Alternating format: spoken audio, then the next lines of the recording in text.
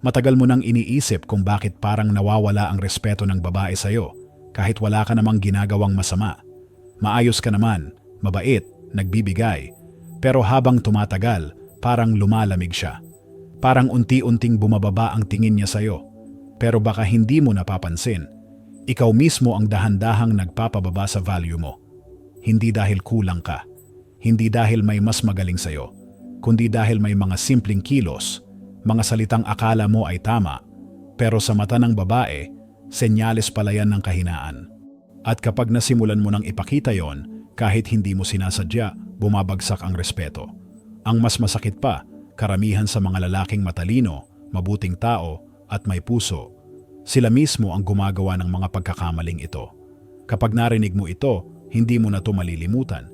Kasi mula ngayon, makikita mo na yung mga pagkakamali sa kilos mo, sa reaksyon niya, at sa dynamics ng relasyon nyo. Kaya kung gusto mong maintindihan, hindi lang kung paano magustuhan ng babae, kundi kung paano manatiling may respeto siya sa'yo, tapusin mo tong video. Pagkatapos nito, hindi mo na kailangang maghabol. Kasi kapag naiintindihan mo ang mga to, ikaw na mismo ang hahabulin, hindi dahil sa panliligaw mo, kundi dahil sa presensya mo. Ang respeto, hindi hinihingi. Pinaparamdam. Mistake number 1, sobrang pagpapaliwanag. Kung napapansin mong lagi mong kailangang ipaliwanag ang bawat kilos mo, bawat delay ng reply, bawat desisyon mo, stop. Ang lalaking may mataas na value, hindi kailangang magpaliwanag ng sobra. Oo, marunong siyang magpaliwanag kapag kailangan. Pero hindi siya nagja-justify ng pagkatao niya. Kapag tinanong ka ng babae, bakit ang tagal mong mag-reply? Ang insecure na lalaki agad magbibigay ng mahabang dahilan. Sorry, busy lang ako kanina. May meeting kasi ako. Naubos battery ko eh. Pero ang kalmado at kumpiyansang lalaki, sasabihin lang niya, may ginawa lang ako. Diretso. Simple. Walang depensa. Bakit? Kasi alam niyang hindi niya kailangang humingi ng permiso para mabuhay. Ang lalaking may kumpiyansa, hindi nagmamadaling ipaintindi ang sarili niya. Pinaparamdam niya ito sa kilos at presensya niya.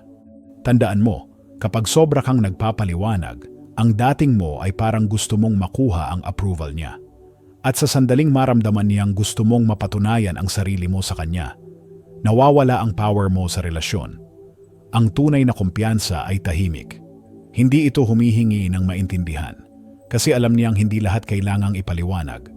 Kapag may respeto siya sa iyo, hindi niya kakailanganing malaman ang lahat ng detalye. At kung wala siyang respeto, kahit anong paliwanag ang ibigay mo, hindi rin yun tatagos. Kaya mula ngayon, sabihin mo lang minsan, sabihin mo nang may kumpiyansa. At tumahimik ka na pagkatapos. Dahil lang sobrang pagpapaliwanag, iyon mismo ang pumapatay sa misteryo at respeto. Mistake number 2, paghahabol. May malaking pagkakaiba ang pursuing sa chasing. Ang pursuing, may direksyon, may dignidad, may hangganan. Pero ang chasing, desperado, puno ng kaba, at walang kontrol. Kapag ikaw yung tipo ng lalaki na laging nagte-text kahit walang reply, nagpaparamdam kahit walang balik, nagbibigay ng atensyon na hindi naman hinihingi, tandaan mo, hindi mo siya nililigawan, hinahabol mo na siya. At alam niya yon, kasi likas sa babae na marunong magbasa ng energy. Kapag naramdaman niyang nag-a-adjust ka masyado para mapansin ka, unti-unti na niyang ibababa ang tingin sa'yo. Hindi dahil masama siya, kundi dahil sinusubok ka ng kalikasan niya. Gusto niyang makita kung tatayo ka sa prinsipyo mo o magigiba ka kapag hindi ka pinansin. Kapag nagtagal ang reply niya, titingnan niya kung magdo-double text ka. Kapag sinabing busy siya, titingnan niya kung magmamakaawa ka pa ng oras. At sa tuwing ginagawa mo yan, tinuturuan mo siyang isipin na ikaw ang mas nangangailangan sa kanya.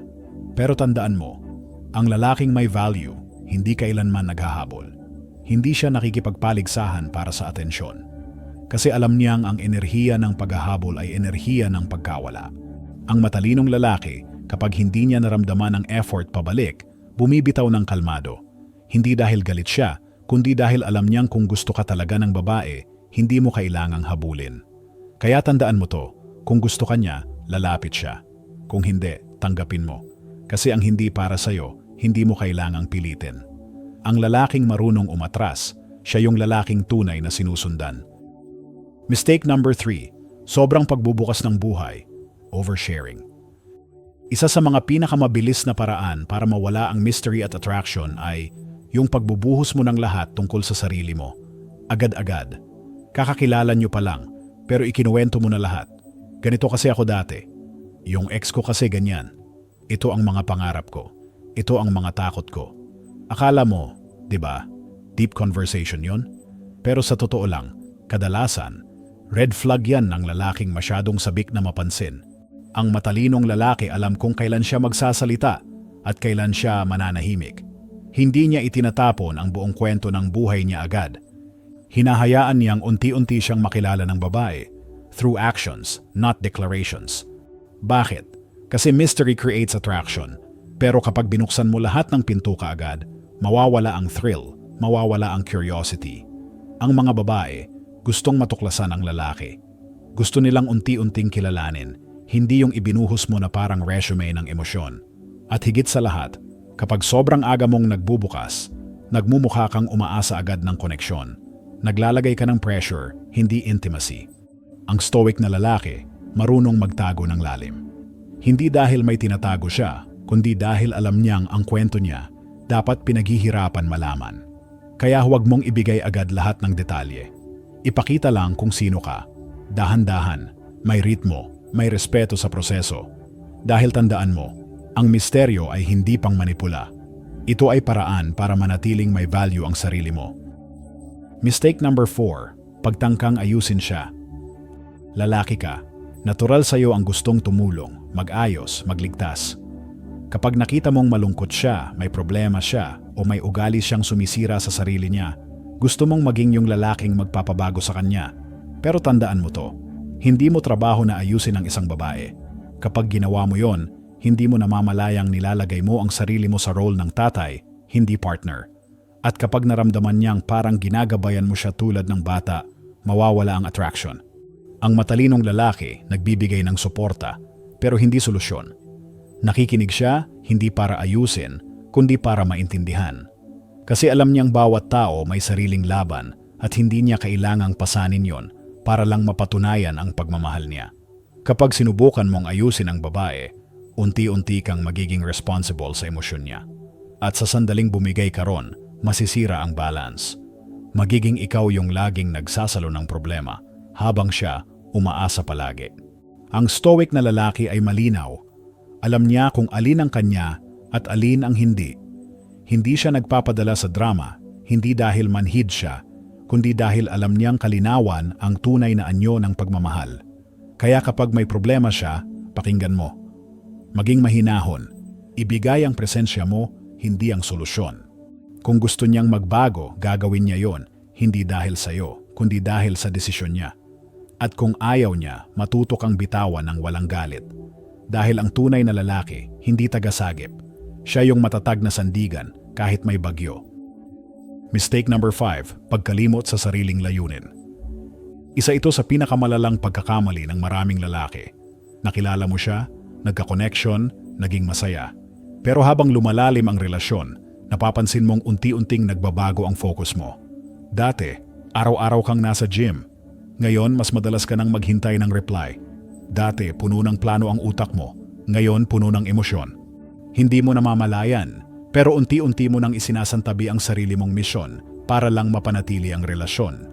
At yan ang pinakamabilis na paraan para mawala ang respeto ng babae sa'yo. Kasi kahit hindi niya sabihin, gustong-gusto ng babae ang lalaking may direksyon. Yung may sariling mundo, yung hindi umiikot sa kanya, pero kaya siyang isama sa biyahe. Kapag ang buhay mo umiikot na lang sa kanya, kahit gusto ka pa niya, mawawala ang spark. Bakit? Kasi gusto niyang maramdaman na may sinusundan kang layunin. Hindi lang siya. Ang stoic na lalaki alam kung ano ang sentro. At ang sentrong yon ay hindi babae, kundi purpose. Kaya bago mo tanungin kung anong gusto niya, tanungin mo muna sarili mo, ano ba ang gusto ko? Ano ba ang mission ko bilang lalaki? Ang relasyon ay dapat karagdagan sa buhay mo, hindi kapalit. Dahil kapag ginawa mong mundo mo ang isang babae, mawawala ka sa kanya at sa sarili mo. Kaya manatili sa direksyon. Gamitin ang enerhiya ng pagmamahal bilang gasolina, hindi preno. Dahil kapag nakatuon ka sa purpose mo, hindi mo kailangang habulin ang babae. dahil siya na mismo ang lalapit sa lalaking may malinaw na landas. Mistake number 6. Pakikipagkumpetensya sa atensyon. Isang eksena na pamilyar sa maraming lalaki. Magkasama kayo sa isang gathering. Tapos bigla siyang tumatawa sa jokes ng ibang lalaki. Ngumiti, nagtagal ang usapan. At sa loob mo, parang may sumiklab na selos. Kaya ang reaksyon mo, sinusubukan mong maging mas nakakatawa, mas maingay, mas pansinin. Akala mo, yun ang paraan para maibalik ang atensyon niya. Pero sa totoo lang, doon ka mismo nagsimulang matalo. Kasi ang lalaking nakikipagkumpetensya para mapansin ay parang sinasabi sa babae, hindi ako sapat. At kapag naramdaman niyang nakikipag-agawan ka ng spotlight, doon siya lalong lumalayo. Ang matalinong lalaki, hindi nakikipagtagisan ng ego. Hinahayaan niyang tumawa siya, makipag-usap, makihalubilo, habang siya, kalmado lang. Hindi tahimik dahil naiinggit, kundi dahil alam niyang ang presensya niya, sapat na. Ang ganitong klaseng kumpiyansa, ramdam ng babae. Yung tipong kahit sino pang lalaki sa paligid, ikaw pa rin yung may tahimik na lakas. Hindi dahil sumisigaw ka ng atensyon, kundi dahil hindi mo ito kailangan.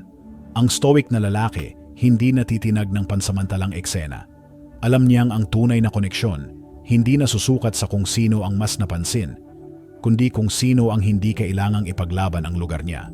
Kaya tandaan mo, kapag nananatili kang kalmado, grounded, at marunong maghintay, habang ang iba naguunahan sa pansin, ikaw yung hindi niya makalimutan.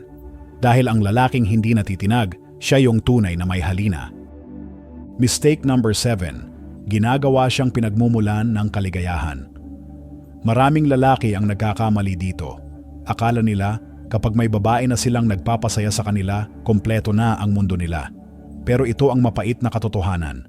Kung siya ang dahilan ng saya mo, siya rin ang magiging dahilan ng pagkawasak mo. Kasi sa sandaling ibigay mo sa isang tao ang kapangyarihan na pasayahin ka, ibinibigay mo na rin sa kanya ang kapangyarihang saktan ka. Kaya kapag hindi siya nag-reply, bumababa ang energy mo. Kapag malamig siya, apektado ka buong araw. At kapag umalis siya, parang gumuho ang mundo mo. Ang matalinong lalaki, hindi umaasa ng kaligayahan sa iba. Kasi alam niyang ang saya na galing sa labas, madaling mawala. Ang stoic na lalaki, masaya kahit mag-isa. Nakakahanap ng kapayapaan sa disiplina.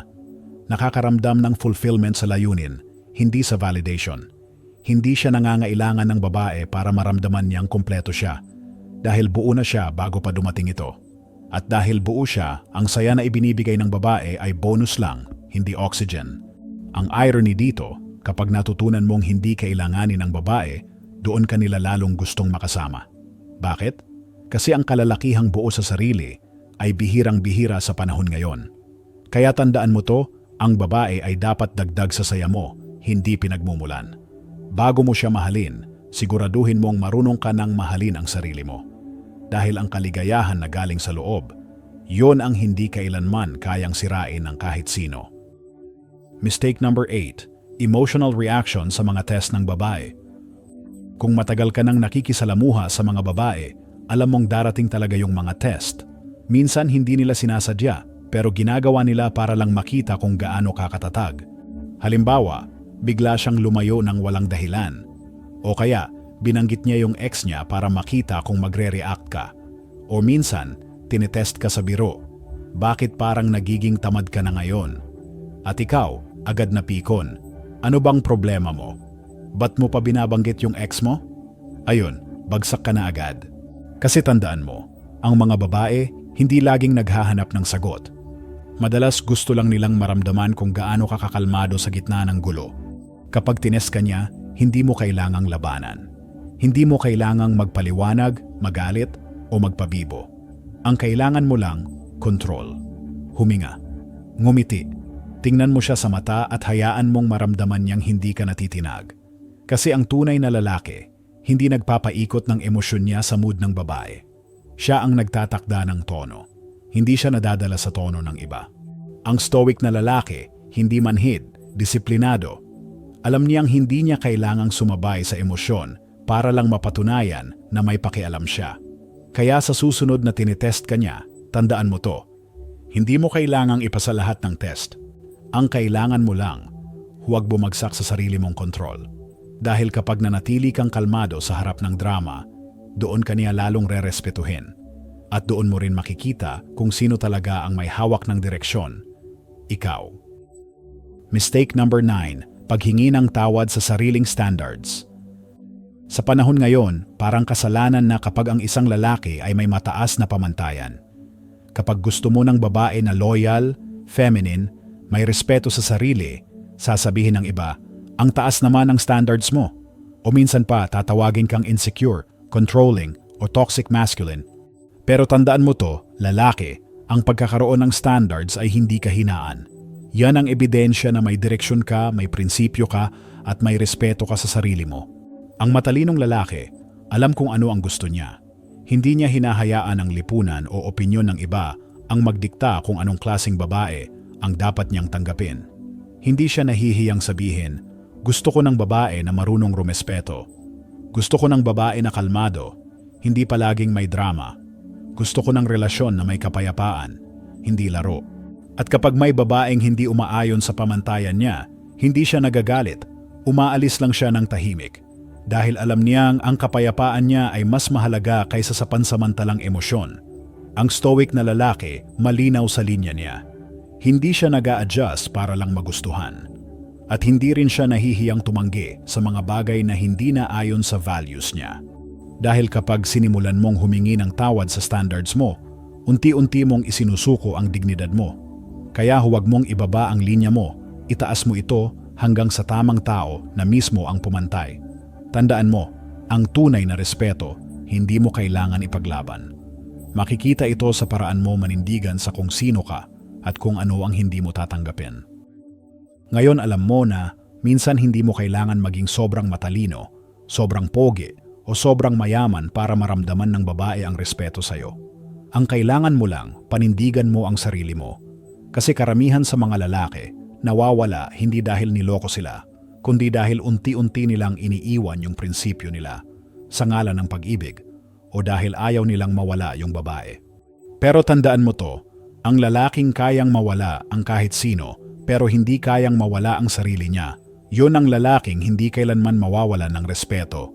Ang stoic na lalaki ay hindi malamig. Hindi rin siya walang puso. Kalmado lang siya kasi alam niyang ang tunay na kontrol ay hindi sa paghawak sa iba, kundi sa kakayahang kontrolin ang sarili. Kaya kung pagod ka ng maubos sa mga relasyong hindi ka na pinapahalagahan, ito lang ang tandaan mo. Hindi mo kailangang ipakita na ikaw ang alpha. Kasi kapag malinaw ka, disiplinado, at hindi mo kailangang patunayan ang halaga mo, ikaw na yon. Sa huli, ang respeto, pagmamahal, at koneksyon. Lahat yan nagsisimula sa kung paano mo tratuhin ang sarili mo. Kaya mula ngayon, tumayo ka ng matuwid. Magsalita ng may kumpiyansa. At kapag pinili mong manatiling totoo kahit tahimik ka lang, yan ang lakas na hindi pwedeng gayahin. Ang tunay na lalaki, hindi kailangang habulin. Dahil sa paraan ng pagdadala niya sa sarili, siya na mismo ang hinahabol ng respeto, ng kapayapaan, at ng babae.